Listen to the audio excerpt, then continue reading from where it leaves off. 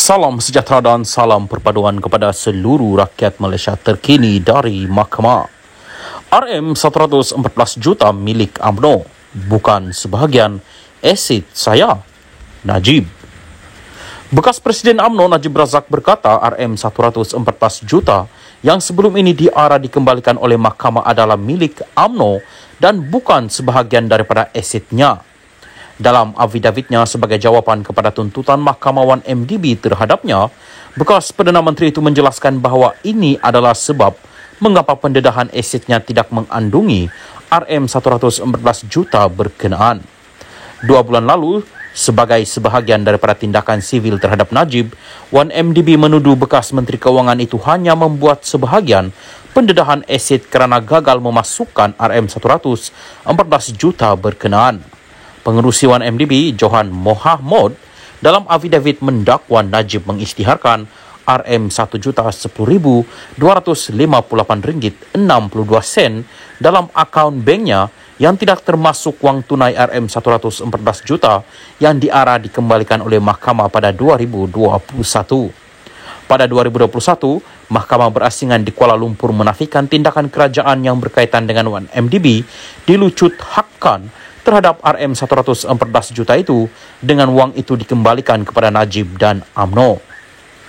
Saya dengan sesungguhnya menyatakan bahawa RM114 juta yang dilaporkan dikembalikan kepada saya tidak menjadi sebahagian daripada aset saya kerana pada setiap masa jumlah RM114 juta itu dipegang secara amanah oleh saya bagi pihak UMNO selepas pilihan raya umum ke-14 yang baru terusai beberapa hari sebelum serbuan di apartmen saya. Sebagai Presiden UMNO, saya telah diamanahkan dengan dana tersebut untuk tujuan pilihan raya, tetapi wang tersebut tidak menjadi milik saya. Oleh itu, segala ketidakzahiran seperti yang didakwa dinafikan sekeras-kerasnya, katanya Najib dalam affidavit yang difailkan pada Rabu minggu lalu yang disahkan oleh peguamnya Muhammad Farhan Muhammad Syafi'i. Sebagai tindak balas kepada affidavit Johan sebelum ini mengenai dakwaan percanggahan antara pendedahan aset Najib dalam saman 1MDB berbanding tindakan sivil berasingan terhadapnya oleh SRC International, bekas anak syarikat 1MDB, Najib mendakwa bahawa ini adalah kerana pendedahan aset SRC telah dilakukan tahun lepas apabila peguamnya tidak mempunyai semua maklumat kewangan yang diperlukan sebelum tarikh akhir pemfailan. Najib menjelaskan sejurus sebelum pendedahan asetnya untuk tuntutan 1MDB ketika ini, peguamnya telah mendapatkan maklumat lanjut dan lengkap mengenai akaun bank, Afin dan simpanan amanah saham Bumiputra ASB. Bekas ahli parlimen pekan itu berhujah ini menunjukkan bahawa tidak ada usaha untuk menyembunyikan asetnya daripada 1MDB. Tahun lepas, berhubung saman berasingan oleh SRC, Najib membuat pemfailan mahkamah mengenai asetnya berjumlah RM4.49 juta ringgit.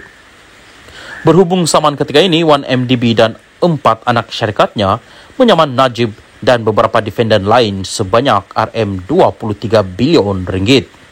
4 anak syarikat dana itu ialah 1MDB Energy Holdings Limited, 1MDB Energy Limited, 1MDB Energy Langat Limited dan Global Diversified Investment Company Limited yang berpangkalan di British Virgin Island sebelum ini dikenali sebagai 1MDB Global Investment Limited. Secara keseluruhan, 1MDB dan bekas anak syarikat SRC International melancarkan 22 saman sivil pada 2021, menyasarkan mereka yang dikatakan menipu 2 entiti milik kerajaan itu sama ada secara sedar atau tidak. Mahkamah Tinggi di Kuala Lumpur sebelum ini telah menetapkan 14 Julai untuk mendengar permohonan Najib untuk membatalkan instruksi Mareva yang cuba menghalangnya daripada melupuskan aset AS681 juta sementara menunggu pelupusan tindakan sivil 1MDB. Najib kini menjalani hukuman penjara 12 tahun berhubung kes rasuah membabitkan RM42 juta dana daripada SRC International. Salam sejahtera dan salam perpaduan kepada seluruh rakyat Malaysia. Berita panas malam ini bertajuk Tak Sokong PAS Musuh Islam, Pemimpin PAS kena jawab ini, PM. Berita penuh. Perdana Menteri Datuk Seri Anwar Ibrahim meminta pemimpin mahupun Dewan Ulama PAS untuk membetulkan beberapa kenyataan dikeluarkan pencerama bebas yang menyentuh sensitiviti umat Islam sebelum ini. Beliau berkata ini termasuk kenyataan bekas timbalan Ketua Dewan Ulama PAS Kedah Sheikh Muhad Zainal Sri Muhad Ramli baru-baru ini yang menyatakan bahawa sesiapa sahaja tidak menyokong PAS adalah musuh Allah. Apakah benar orang tidak bersama dengan PAS adalah musuh Allah? Kalau betul, pasal apa arwah Tok Guru Tan Sri Nik Aziz sokong saya dan saya bukan ahli PAS pun? Ini mereka pemimpin atau Dewan Ulama PAS kena jawab, katanya. Anwar berkata demikian ketika berucap pada program Minum Petang bersama penduduk kampung Samagaga dekat Pramatang Pau hari ini. Sebelum ini, Sheikh Muhad Zainul mengeluarkan kenyataan berbaur hasutan berkait isu musuh Allah ketika program Himpunan Kedah berselawat pada 24 Jun lepas. Namun beliau telah memohon maaf serta mengakui kesilapan mengungkap kalimah berkenaan. Anwar turut mendesak kepimpinan PAS membetulkan dakwaan lama yang dikeluarkan penceramah bebas itu, antaranya Nabi Adam AS turun di Gunung Jerai, Kedah. Dua dakwaan Syahidina Uthman bin Affan sampai di Kedah, kita kata dakwah tapi mengizinkan kepalsuan. Betul ke tidak? Kalau tidak betul, mengapa tidak ditegur, kata Perdana Menteri. Salam sejahtera dan salam perpaduan kepada seluruh rakyat Malaysia. Berita panas malam ini bertajuk Tak sokong PAS, musuh Islam. Pemimpin PAS kena jawab ini, PM. Berita penuh. Perdana Menteri Datuk Seri Anwar Ibrahim meminta pemimpin mahupun Dewan Ulama PAS untuk membetulkan beberapa kenyataan dikeluarkan penceramah bebas yang menyentuh sensitiviti umat Islam sebelum ini. Beliau berkata ini termasuk kenyataan bekas timbalan Ketua Dewan Ulama PAS Kedah Sheikh Muhad Zainal Sri Muhad Ramli baru-baru ini yang menyatakan bahawa sesiapa sahaja tidak menyokong PAS adalah musuh Allah. Apakah benar orang tidak bersama dengan PAS adalah musuh Allah? Kalau betul, pasal apa arwah Tok Guru Tan Sri Nik Aziz sokong saya dan saya bukan ahli PAS pun? Ini mereka pemimpin atau Dewan Ulama PAS kena jawab, katanya. Anwar berkata demikian ketika berucap pada program Minum Petang bersama penduduk kampung Samagaga dekat Pramatang Pau hari ini.